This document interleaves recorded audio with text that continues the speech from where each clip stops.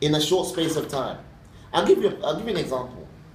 When you sow a seed, the intention or the reason of sowing that seed is for the seed to spread in the farm. It germinates and then it spreads. So it's like 1 minute there's nothing in the farm. It's like 6 months down the line, wow, there's a lot of trees and plants. It covers the farm.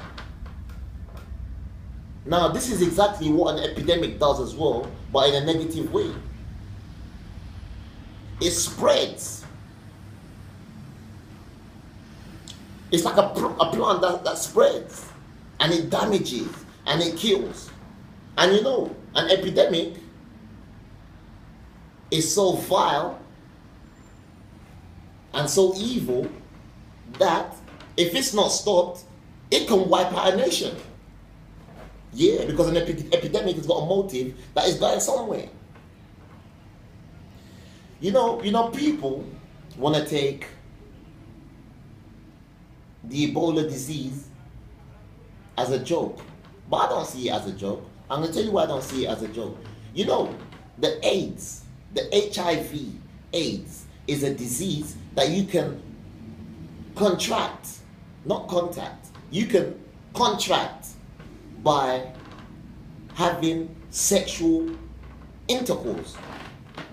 I'll give you an example. A man's got AIDS and a woman doesn't have AIDS, and they come together and they have sexual intercourse, then the woman might end up having AIDS. She will be infected by the killer disease. But Ebola is not like that. Ebola is not a disease where a man and a woman have to have sexual intercourse, or where a man has to have sexual intercourse with an animal, like a monkey per se, or a chimpanzee, and you contract the disease and you spread it all over. Ebola is not like that. You don't have to have sexual intercourse with no one to get the Ebola. So I'm telling you how HIV came into existence. But I will not give up. Yeah, because I'm doing the research myself on how Ebola came into existence. In the streets of London, I walk around, I give out questionnaires. I'm asking the question, how did Ebola come into existence? Where did Ebola come from? And nobody can tell me. I'm going to tell you something, because you're my viewers, and I love you dearly. And make sure you like my page. Make sure you like my page, Pastor Ojimba Alex, because I'm not wasting my time here. I want to give you like a Bible quote. Jesus spoke in the Bible. And he said that there will be a time in this world when there will be wars. There will be nations fighting against nations. He said there will be diverse diseases. He said when these things begin to happen in the world, you should understand that these are signs that the world is coming to an end. But that's not where I'm going. The world coming to an end. That's not where I'm going. Jesus said that there will be wars in the world, and there will be diverse diseases. Where I'm going is diverse diseases. I'm trying to let you understand that diverse diseases here means different types of diseases. HIV/AIDS is a disease. Cancer is a disease. Ebola is a disease. Apollo is a disease. There are different kinds of diseases. Tuberculosis is a disease. Leprosy is a disease. But Jesus said they are diverse diseases. So the question you should ask yourself is, why did Jesus say there will be diverse diseases? I'm going to tell you. The reason why Jesus said that there's going to be diverse, which means different diseases, is that Ebola is a different kind of disease that is man-made. What Jesus is saying there, that there will be a time in this world where diseases will be put in this world that have been made by mankind, to destroy others. And he's literally saying that God in heaven will be looking at the situation, and God in heaven will say, He will end the world.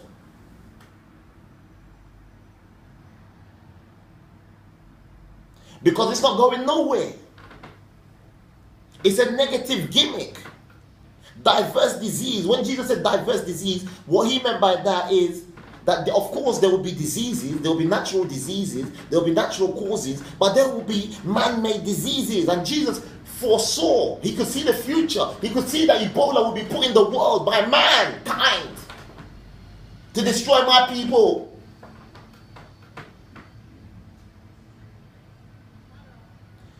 Africa has become a laughing stock.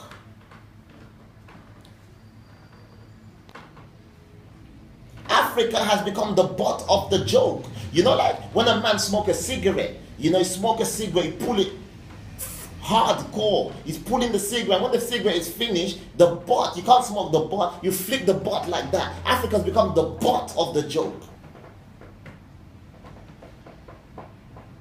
The waste. Africa has become a laughing stock again. People are talking about Ebola. There's this disease in Africa. There's more to it than that. Africa is the laughing stock again. The other day I was watching the news, and I saw all these Ebola African victims, and I was looking at this, the coverages and the images, and it broke my heart. Yeah, tears were rolling down my eyes. Literal practical tears were coming out of my eyes.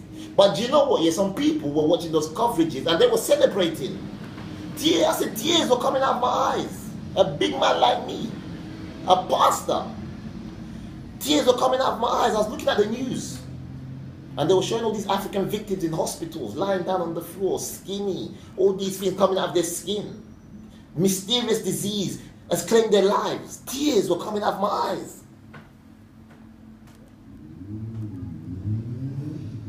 Yeah, I said tears were coming out of my eyes. You know, what I want to happen here, if I was to have it my way, I will say, I want all the African leaders, I want all the African presidents, the black African presidents, I want the African pastors, etc., etc. You must come together, or we must come together, because we are losing our people right in front of our eyes. Not only are we losing our people, we are losing our beautiful continent. We are losing our beautiful continent. We are losing our world. I'll tell you something here, because you might think this is a joke here, but I'll tell you something here. When God created this world at first year, God put the world in the hands of black Africans. He talks about the keys of the world. He put the keys of the world in the hands of black Africans, me and you.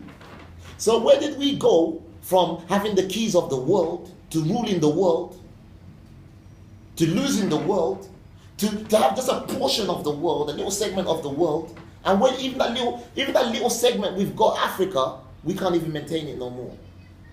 Presidents, I'm calling you out today. Black African presidents, I'm calling you out today. African leaders, black African leaders, I'm calling you out today. Let's have this conference.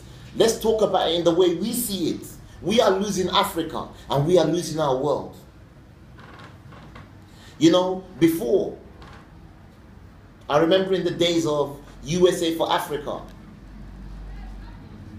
when Michael Jackson made that song. There's a choice we're making, we're saving our own lives. It's true, we'll make a better day, just you and me.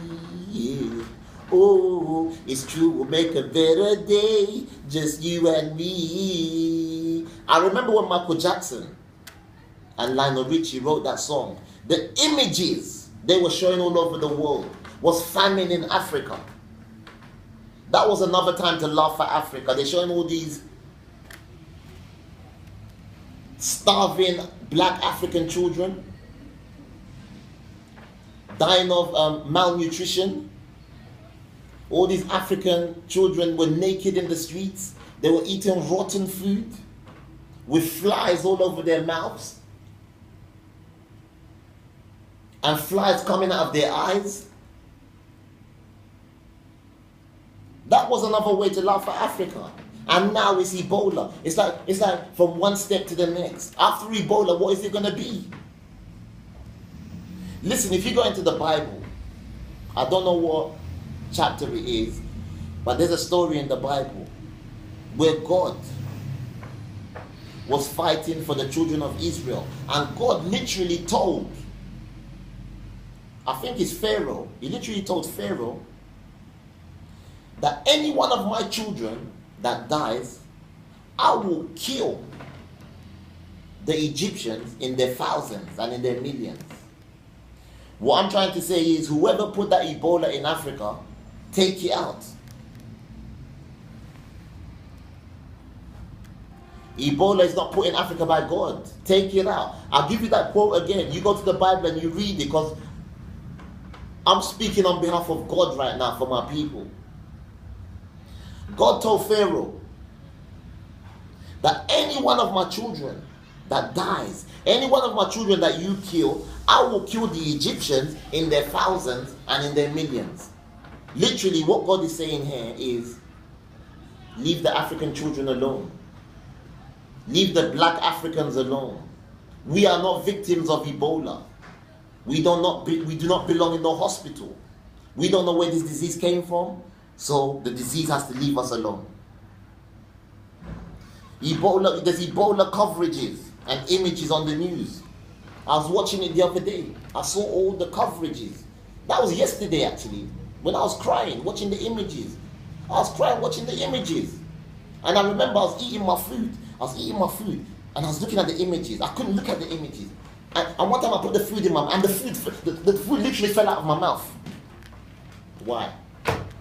Because of Ebola. I can't even eat my dinner no more. I said that I was eating my food. I was enjoying my food. And when that coverage came on, the food literally fell out of my mouth. Why? Because my people are victims again. But God told me, and he said, Evangelist Alex, go and tell the world on Facebook, go and tell them on YouTube. He said, the black Africans will not die. And I said, God, why? He said, they will not die. He said, my people will multiply. That's what God said. You know, I've studied most black leaders on the internet. Yeah. When I say I've studied most black leaders on the internet, I'm talking about some African black leaders. I'm talking about some African celebrities. I'm talking about some African successful businessmen. I'm talking about black people here. I don't see them talking about Ebola disease. I don't see them talking about how they want to help black Africa come out of this problem that they're in, this dilemma that they're in. All I see is these black leaders and these black presidents and these black businessmen. All I see them talking about is their organizations. My organization. I see them talking about their businesses. Oh, let's do this together. Yeah. They talk about the profit. Yeah. We got the money. So no. And they talk about themselves and what they want to see. But when it comes to Ebola, they turn a blind eye quickly. They turn a blind eye. When it comes to Ebola, they turn a blind eye. Why? They're my people. They're your people. Why did God make you a president? Why did God make you a successful businessman? Why did God make you a leader of an organization? Why did God make you a black celebrity? Isn't it for you to help your own people? At the least, talk about it. At the least, talk about it. But you know what? Because you're not going to talk about it, I will talk about it. And that's why I'm here. Stop turning a blind eye.